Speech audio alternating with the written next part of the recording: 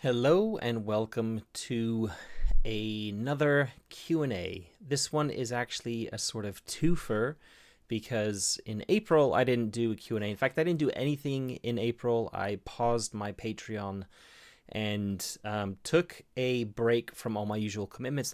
That's why there hasn't been a lot of content on the channel in the last month. That's because I was hired to write the solo chapter for the upcoming The Walking Dead universe role-playing game by Free League. And I had a month to write it in, which is basically all of April. And I pulled it off. I'm really happy with the result. And as a result, having to basically read and, yeah, basically read what Free League had come up with my own solo tool set, play test that solo tool set, tweak it, etc., and get it out in time meant that I had to take everything else off of my plate and focus on it. Anyway, that's all done. I'm back in jumping into the deep end with all my projects back on my plate. And yeah, so basically I released a call for questions on Patreon in April, at the beginning of April, telling my patrons that I would only be recording at the end of May. So I kind of left it up there in case anybody did have any questions. There'd be plenty of time to leave them. And despite having left it almost 2 months, this post open, I've only got 2 questions, and they both have to do with game design. So I'm gonna jump straight into it. The first question is actually 4 questions in one by Attila, and it reads: "Hi Matt, these questions are from the Three Skulls Tavern Discord, which is where he asked them. I suggested they would make a good topic for this, so here they are. First question: Who do you look up to as a solo game designer?" It's a bit of a hard one because I look up to quite a few different solo game designers, and I was trying to think of trying to narrow it down to one person that's probably had the biggest impact on me, and really comes down to Sean Tompkin, because Sean, if you don't know who Sean Tompkin is, he's the creator of Ironsworn and Starforged, and that's mainly because my first proper solo role-playing game wasn't Mythic, as a lot of people have, or some other game. It was Ironsworn, and it was not just Ironsworn. I got an opportunity to first try out Ironsworn with Sean on the Mud and Blood podcast in a co-op game. So yeah, my first introduction to this sort of GM-less style of gaming was with Sean guiding me through a game of Ironsworn, which is pretty cool. And that made the entry into doing it on my own a lot easier, because not only did I have to read the rulebook, I kind of cheated, I guess, a bit in having the actual designer there to kind of walk me through the whole process. That's not the only reason. Sean has created something which is really unique, and yeah, and that is an entire game that can be played in any mode, but also just providing so much kind of crunch to it as well. I mean, having kind of delved quite a bit into the solo space myself now, people have created similar things in the past, but they tend to be quite a light touch. They tend to be quite, rules light, or they're just a set of guidelines more than anything in terms of, how to play a solo game that might already exist or whatever, on your own as a solo player. And Sean created from the ground up this entire game, which has a really cool dice mechanic. I really, really love the dice mechanic in Ironsworn and Starforged, where you have 2d10 plus a d6, and how they kind of interplay together. It's just a really, really fun, cool mechanic. And while I don't think Ironsworn or Starforged are perfect, of course, there's this big argument that no game is perfect other than the game you create yourself, and that's because we all have different tastes. It does a ton of things amazingly well, and really stands up as one of my favorite games. Specifically Starforged, because not only is it an iteration on Ironsworn, but as you've seen on my channel, I'm currently in a Starforged campaign. Well, I'm not anymore. We've recorded the whole thing, but it's currently broadcasting on the channel, and I just really love Starforged as a system because of the rule set, but also because I just really like sci-fi. Probably like sci-fi more than I like fantasy. Yeah, and it's just really cool. It touches into all the sort of sci-fi properties that I really like. like Firefly, and the more gritty or industrial sort of far future sci-fi like Alien, or yeah, there's just lots of them. And it kind of touches into that vibe, which I really, really love. So yeah, it just, as a system with a flavor, everything else, Starforged is to me a really, really amazing game. And playing solo with it is really easy to do because it's been so well thought through. There's so many different options. At times it can be a little overwhelming, but it's a really, really solid system. And yeah, that for me is probably the person I look up to most as a solo designer. There are a lot of other cool solo designers in the space, and they're more every day. So I don't want to kind of, just put Sean on a pedestal and ignore everyone else. I'm not going to start naming names, but there are a bunch of cool games, solo games coming out right now. I seem to be also coming into this space a bit as I've got 2 solo games that are about to be published, because I just received my own copy of the Book of Beasts for Forbidden Lands, which at the back has a solo chapter which I wrote. And the Walking Dead solo chapter, that's going to be going to the printers, I think, in a week or 2. So that's going to be finalized and then out for publication and out for retail release this year. So this year, I'm going to have 2 official solo design things out in the ether. Yeah, and I've been doing a lot of solo stuff myself anyway. But yeah, so for myself, I'm just trying to say, like, there are a lot of cool people, and there's more all the time coming out, creating new games. But Sean, for me, holds a special place in my heart. So, love you, Sean. Next question, bolted into the same big post that Attila left. Did it ever come to you to design your own solo rules or game, which is not based on the Year Zero engine?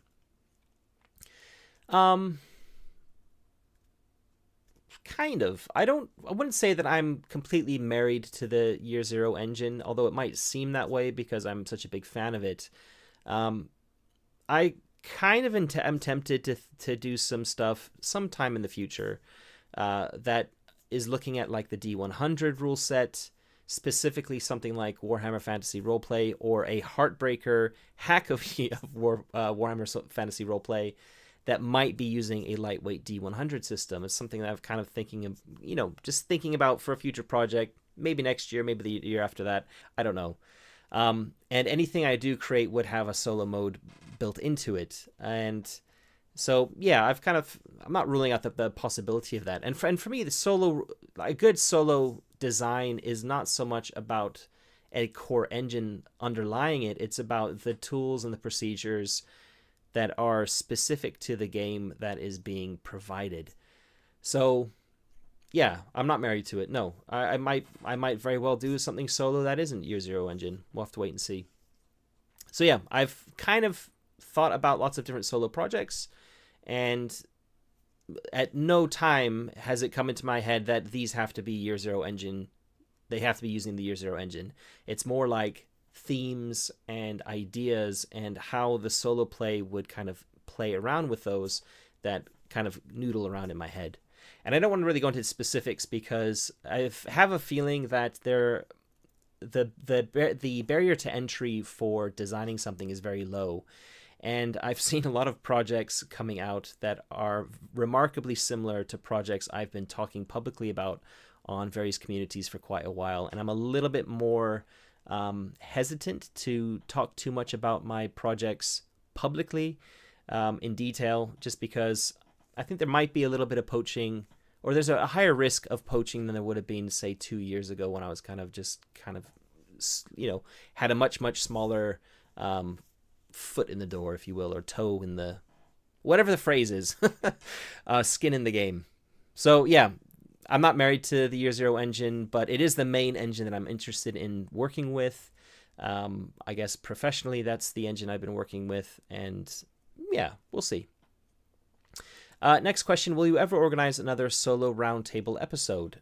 For those of you wondering, I'll put a link in the description below. I did do an episode a long time ago now, which was a solo roundtable, and I brought together a number of people in the solo design space, including Tana Pigeon, which I think possibly have been her first like interview, maybe. I can't remember if she said something like that. Anyway, yeah, I was really chuffed that she came on board, because Tana is one of those people that you know, is considered one of the, I don't know how you would call it, like the founders, if you will, of the solo role playing movement. And I also had a lot of really cool people on the round table, and we had a nice long discussion about solo roleplay. There was always an intention to do another roundtable episode. It's just that I have so much on my plate these days that it's never kind of come to pass.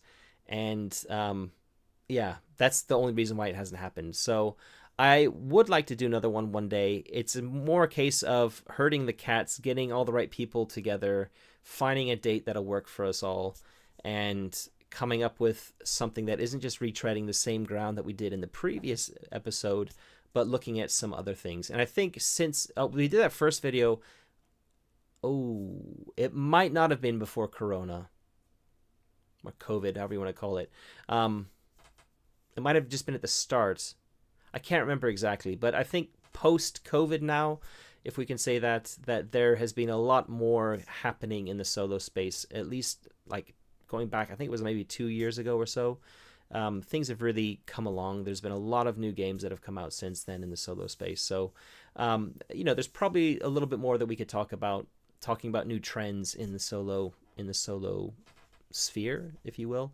So yeah, we'll see if there's a big demand. I mean, if those of you watching would like to see another roundtable, if you've watched the first one and thought, hey, that's really cool, I'd like to see another one, probably not with the same group of people, probably with a different group of designers, maybe one or two from the first roundtable. I don't know. It really depends on who's available and who kind of wants to come on board.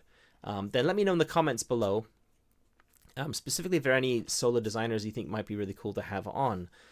Bearing in mind that Sean Tompkin has kind of said publicly that, at least in like his communities that he's on, that he doesn't really want to do any interviews at all. So Sean probably wouldn't want to come on. He'd be obviously just talking about him a lot would be my first choice to have on for a second one. But yeah, there might be people who, for various reasons, don't really want to come on and do a roundtable or an interview, that sort of format, and that's cool. I totally understand that. But yeah, those people that you think might be cool to have on board, and if you'd like to see one, let me know in the comments. Last question from Attila: is it easier for you to design a solo game than a proper one? I wouldn't say it's easier or harder. It's just different. There are different kind of design hurdles to think around.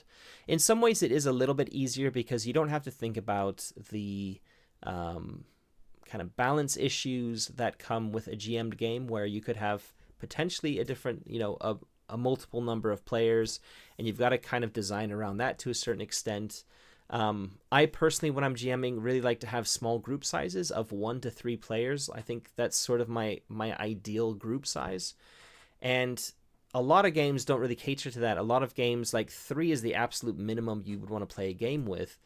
And a lot of, especially the Free League games, are designed to have a group of, they're kind of designed around 4 players as the ideal group size, most of those games.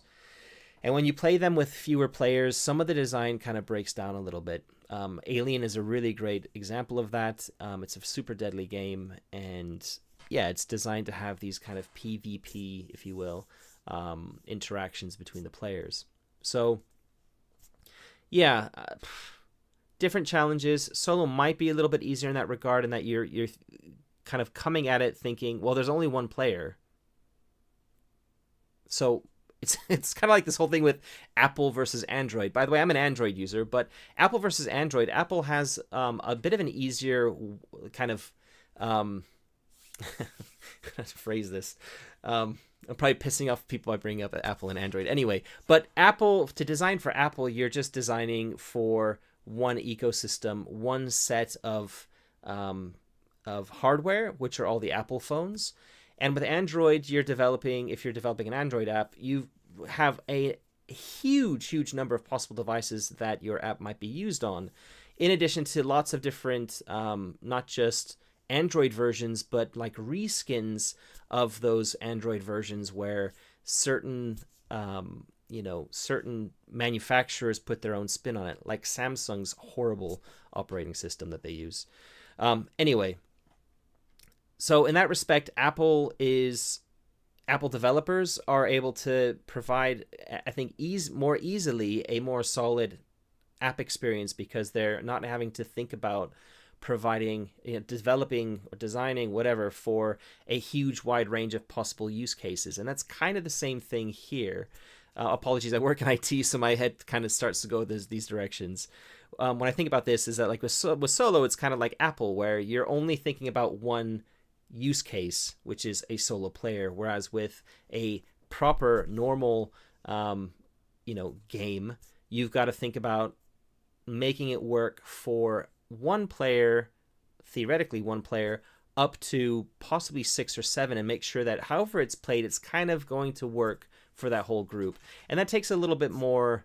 It's not that it's harder. It's just it's a different sort of challenge that you've got when you're designing.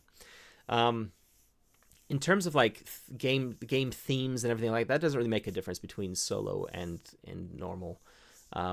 It's really just that sort of, I think, dynamic and thinking about. I don't like to use the word balance because it's not necessarily about balance, but it kind of is. Just getting the right sort of, making sure the mechanics will work for who the game is intended to be used by. Okay, thanks Attila for your questions. I got one more question, which is from Neil from Paladin Roleplaying. Following on from Attila's questions, as a game designer, not just of solo games, but for all the stuff you've done, what have been your biggest hurdles? And what do you know now about game design that you wish you'd known when you started?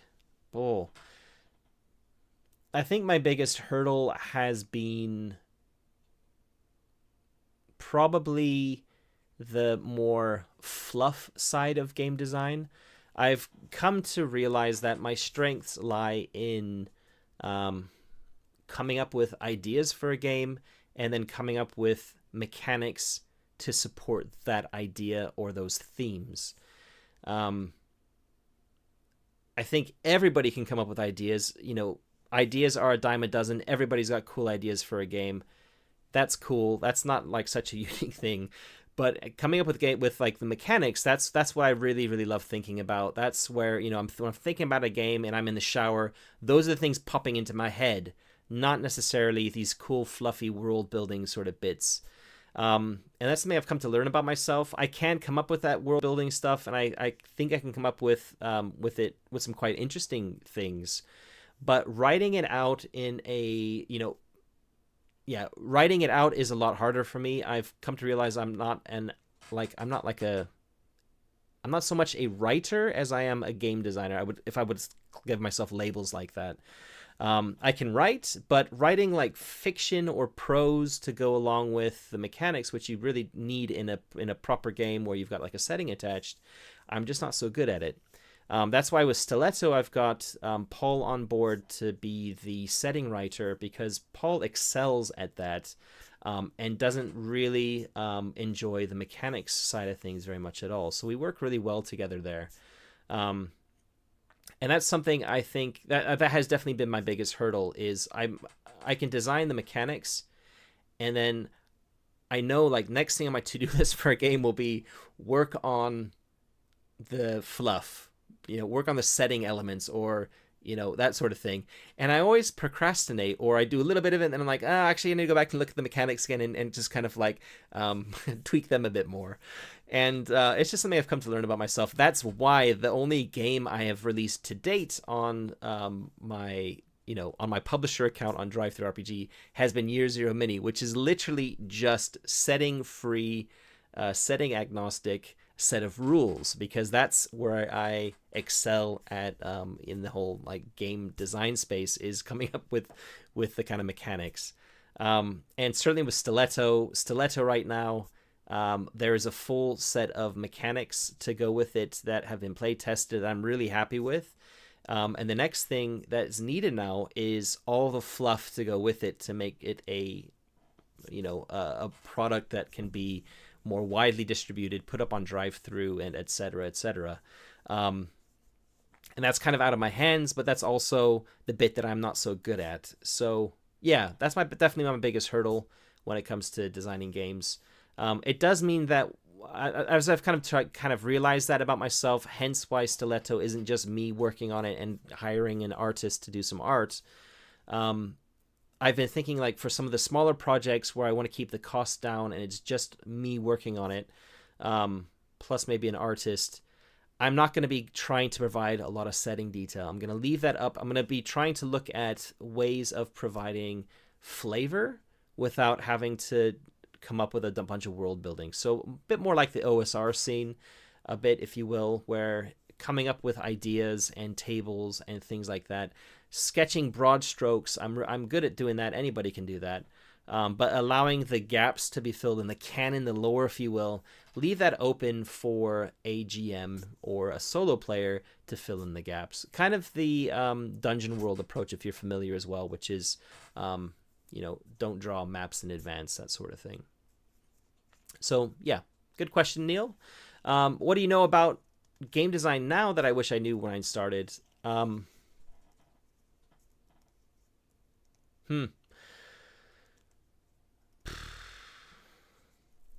I think I would probably, if I was to go back to my earlier self, I probably would have said, don't announce so many projects while they're only ideas more than anything else, because I've basically not just announced projects that I was excited about, wanted to start working on. I'd also gone to professional artists and paid for cover art and pieces of art. I've spent hundreds, if not thousands, of euros on artwork for games, and most of it has not been seen by anyone yet. There are some exceptions. Pitchfork, I hired a lot of art for Pitchfork, and I have released a small village creator thing, which has some of that artwork in it. Year Zero Mini is going to be getting an upgrade where I've paid for the same artist, actually, Harry Bottas, to do a new logo for it. So it's not just a font that I've found that I like the look of. It's actually a human created piece of artwork as a logo. Yeah, so there is a little bit of art coming in, but most of the stuff I've produced is like marketing.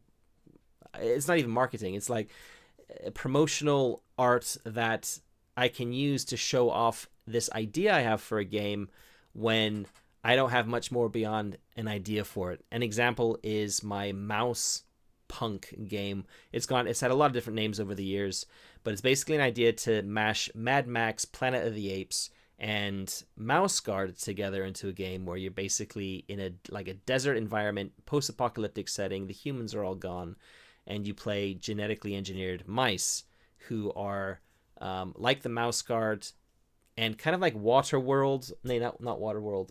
Postman with Kevin Costner. You're the ones kind of linking communities of mice together, and keeping the roots clear of bigger animals and all sorts of things. So that's an idea for a game which I think would be really cool. I commissioned a piece of professional artwork for it, which I think looks really awesome, but I have nothing beyond that pitch I literally just gave. It's going to use the Year Zero engine, I think, but I'm not come up with any mechanics around it. I kind of sometimes think it'll be a Year Zero mini game, sometimes maybe a Year Zero light game similar to Stiletto, but I don't know, because I've not really done any thinking about it beyond coming up with a pitch, throwing that pitch at an artist and saying, can you do something with this? Give me some art that reflects that, along with some pointers on themes that might be cool to have in the artwork, and then having the piece of artwork. Now, there is an argument for, if you're really serious about a game and creating a game, there is a very big argument for commissioning a piece of art to use as inspiration to pull you in and to really make the game come to life while you're designing it. It's a big motivating factor, and it can help with some inspiration. But I've done that for a number, I think probably 4 different games I've hired artwork for, and none of those games have been released yet. So in moderation. Like if there's like I would tell myself, focus on one game, announce a little bit about it, but not too much, and just focus on that one game. Maybe get one piece of artwork. Don't overdo it. You get the art once you've got a little bit more developed. Like having a piece of art to go with like marketing and getting people excited about it, absolutely, that can be great. But, you know, maybe not 4 at once or 3 at once or even 2 at once. Let me just focus one at a time.